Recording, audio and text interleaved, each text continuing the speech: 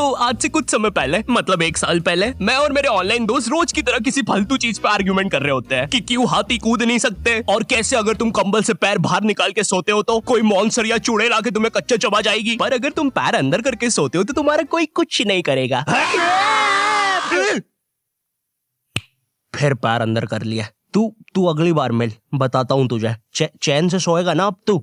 ले तेरा light on कर दिया, अब ठंड में बिस्तर से उठना पड़ेगा।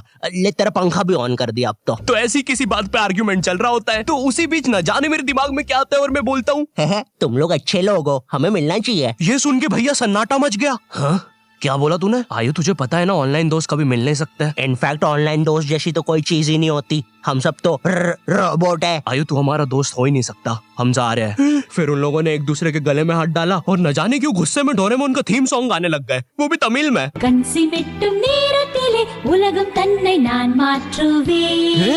क्या? अब नहीं, ऐसा कुछ नहीं हुआ था। सॉरी गाइस, कुछ महीनों से जिंदगी थोड़ी सही नहीं चल रही है, इसलिए ऐसे जोक्स आ जाते हैं कभी कभार। खैर सरप्राइजिंगली मेरे ऑनलाइन दोस्तों ने मेरी मिलने वाली बात को सीरियसली लिया और इसी तरह हमारी Mumbai to Goa trip plan होती है, जो कि दिसंबर में थी। तो अब फास्ट फॉरवर्ड करते हैं सीधा दिसंबर तक ट्रिप का टाइम। तो अब कुछ रीजन की वजह से मुझे मुंबई प्लेन की जगह ट्रेन से जाना पड़ता है। नहीं, मैं एयरपोर्ट पर फटाका लगाता हुआ नहीं पकड़ाया था, थे कुछ रीजंस, थी कि सच में थे। तो मैं रात में ट्रेन में बैठता हूँ और सुबह में मुंबई पहुंच जाता हूँ। अब जो मुंबई पहली बार आता है ना, वो ना अलग अलग चीजों को देख के चौंकता है, जैसे वड्डी वड्डी बिल्डिंग्स, वड्डे वड्डे सुपरस्टार्स। और इधर मैं जैसे ही मुंबई के स्टेशन पे उतरा, ओ बहन की एलिवेटर स्टेशन पे, वो भी भाई साहब इसको एस्केलेटर बोलते हैं। एलिवेटर मतलब आंखों पे भरोसा ही नहीं हो रहा है। मैंने मम्मी को फोटो खींच के भेजी, मम्मी एलिवेटर, वो भी स्टेशन पे। भाई साहब एस्केलेटर होता है। देखो ये हमारे स्टेशन पे नहीं होते हैं, हमें पूरा ब्रिज पैरों से चढ़ना पड़ता है। और मेरे गांव के ब्रिज पता है बादलों में होते हैं। वो ब्रिज को इतनी ऊपर होने की जरूरत भी नहीं है, उसको किसी इंजीनियर ने भी नहीं बनाया है, ये गाँव के लोगों ने मस्ती मस्ती में उसको इतनी ऊपर तक बना के आ गए। अब वो स्टेशन का ब्रिज ना आउटर स्पेस तक पहुंच चुका है। साला कुली लेके भी जाओगे ना तो थोड़ा ऊपर जाके तुम्हारी कुली को भी कुली करना पड़ जाएगा।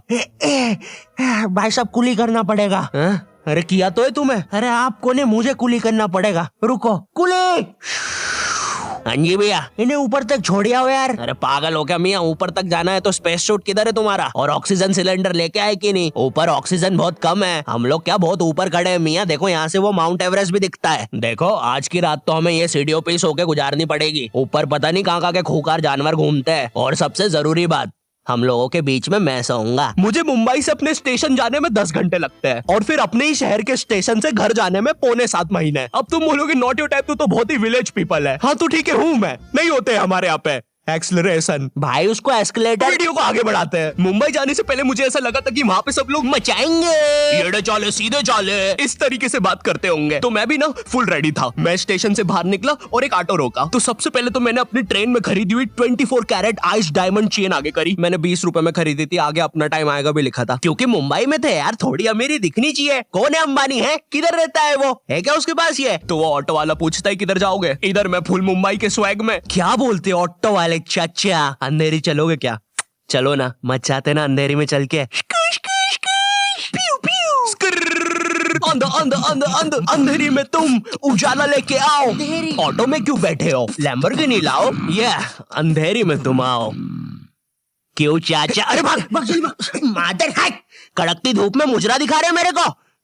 अभी भी ज्यादा दूर नहीं गए, ऑटो से चीप सकता हूँ। हम लोग हमारी मुंबई के अपार्टमेंट आ जाते हैं, वहाँ पर थोड़ा सा रेस्ट करते हैं, क्योंकि स्टेशन से अपार्टमेंट तक तो हम भगते भगते आए थे। वो ऑटो वाला पीछे पड़ा था ना। क्यों पीछे पड़े हो हमारे? जाओ ना। नहीं मजाक कर रहा हूँ। 700 रुपए की टैक्सी करनी पड़ी थी अपार्टमेंट तक। 700 रुपए की। 700 रुपए पता भी है कितने होते हैं? 700 रुपए में पता है तुम मुंबई में क्या क्या कर सकते हो? तुम कर सकते हो 700 रुपए में तुम 700 रुपए में वापस उसी टैक्सी में बैठ के स्टेशन जा सकते हो। भाई साहब मैंने 750 कर लिया है रेट। कितनी महंगी है मुंबई। तो अब मैं और मेरा दोस्त डेस्क, हम लोग हमारे बाकी 2 दोस्त से पहले आ गए थे। तो अब हमारे पास कुछ करने के लिए नहीं था। तभी मुझे मेरी एक फीमेल फ्रेंड ने मॉल में मिलने बुला लिया। तो हम लोग जाते हैं मिलने, वापस 700 लगा के। ये मुंबई भी ना। तो मेरी दोस्त ने ना मुझे एक मूवी देखने बुलाया था, अवतार। मूवी में ज्यादा कुछ खास था नहीं, कुछ नीले लोग नंगे होके पानी में भाग रहे होते हैं रोबोट मशीन से बच के। ये मूवी मैंने 3D में देखी थी, ज्यादा कुछ चेंज नहीं हुआ। अब बस वो नंगे लोग मेरे साइड से निकल के भाग रहे थे। हम ये जंग जीत के रहेंगे। सर वो सब तो ठीक है, वो आदमी कौन है? अरे वो हमारी मूवी देख रहा है 3D में।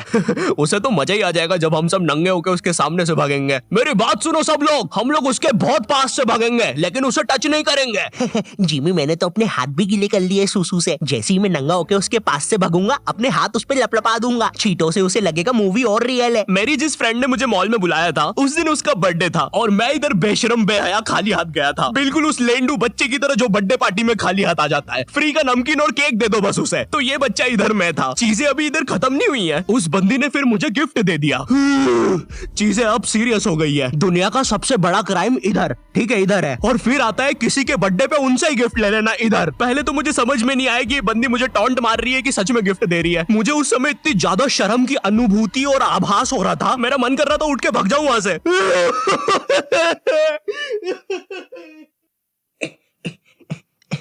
अरे वो बाहर बहुत गर्मी है ना, इसलिए मैंने सोचा स्प्राइट पी लूं आके। और पेरी पेरी फ्राइज भी मेरे फेवरेट है। देखो अगर उस टाइम में चाहता तो अपने पीछे वाले जेब से बटवा निकाल के एक 50 का करारा नोट और 1 रुपया लगा के बड्डा लिफाफा बना के उसे दे देता, लेकिन मैं कोई 80 साल का दादाजी नहीं हूँ और वो भी मेरी पोती नहीं है, तो अब मैं कुछ कर नहीं सकता था। इसलिए मैंने बेशर्मों की तरह उसका गिफ्ट ले लिया और कमियां भी निकाल रहा हूँ। घड़ी तो अच्छी लाई हो तुम, लेकिन फास्ट ट्रैक की लाती तो अच्छी है घड़ी। रात तक मेरे बाकी दोस्त भी आ गए थे, तो फिर हमने मुंबई की फेमस जगह, अरे वहीं जहाँ सब लोग जाते हैं घूमने के लिए, वहाँ घूमना स्टार्ट कर दिया। लेकिन जब तुम तुम्हारे दोस्तों के साथ रहते हो तुम्हारे दिमाग में मस्ती रहती है। तो एक मॉल में हमें एक सांड वाला झूला दिखता है। अब उसे देख के एक 21 साल का मैच्योर आदमी क्या करता, पापा बहुत बीमार है, बहन की भी शादी करवानी है, मुझे लगता है सांडू मैं तुम पे घूमी घूमी करने के लिए थोड़ा बड़ा हो चुका हूँ। लेकिन मेरे 21 साल के दोस्त ने क्या किया, घूमी घूमी। अब यहाँ एक सांड को दूसरे सांड पे चढ़ता हुआ देख हमें भी मस्ती छूटी। हम भी भाग के वो झूले के पास, भैया और तेज चलाओ, भैया और तेज, भैया और चलाओ तेज। मैं मुंबई में एंग्री प्रास से भी मिला था। उन्होंने मुझे अपनी बिल्ली से खेलने दिया था और अपना मास्क भी पहनने दिया था। अच्छा चलो मास्क मैंने बिना पूछे पहन लिया था, कैमरा फुटेज में तो आ ही गया हूँ मैं वहाँ पर अपने मैनेजर सौरभ भैया से भी मिला था। हम लोग मुंबई में लास्ट में जुहू बीच पर गए थे। वहाँ पर सब कुछ बढ़िया था, ठंडी ठंडी हवाएं चल रही थी, सब कुछ बढ़िया था। लेकिन फिर आसमान में कहीं से उड़ने वाली बंदर प्रजाति छा गई। ये बंदर प्रजाति फुग्गे की बनी थी। मेरा नाम है बुबली बंदर, मैं इंसानियत पे कब्जा करने आया हूँ, तो चुपचाप अपने घुटने।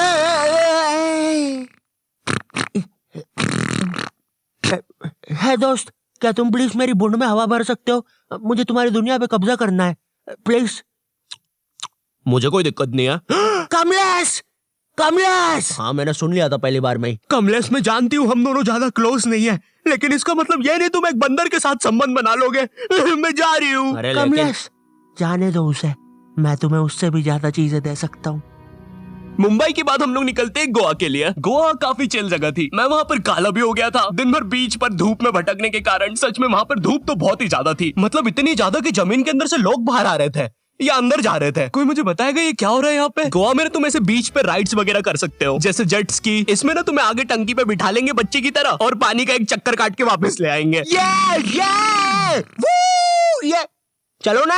अरे हो गया भैया, अरे हम तो किनारे से ही वापस आ गए। इसके बाद आती है कुछ जानलेवा राइड्स, डेंजर राइड, जिसमें तुम्हें बोट से समुद्र के बीचों बीच ले जाएंगे और पतंगा बना के उड़ा देंगे। एक और चीज रहती है, जब तुम समुद्र के बीचों बीच पहुंचते हो ना, तो वो बोट वाला तुमसे पूछता है कि तुम्हें पानी में जाना है क्या। तो अब यहाँ पे जिसको तैरना नहीं आता है वो तो कुछ नहीं बोलेगा, लेकिन उस समय मेरे दिमाग में पता नहीं क्या चल रहा था कि मुझे पूरे गोवा के एक्सपीरियंस लेने हैं। मुझे तैरना नहीं आता है, मैं उतर गया समुद्र में। शुरुआत के 3.25 सेकंड तो कुछ भी नहीं हुआ, फिर पानी मुझे नीचे खींचने लगता है।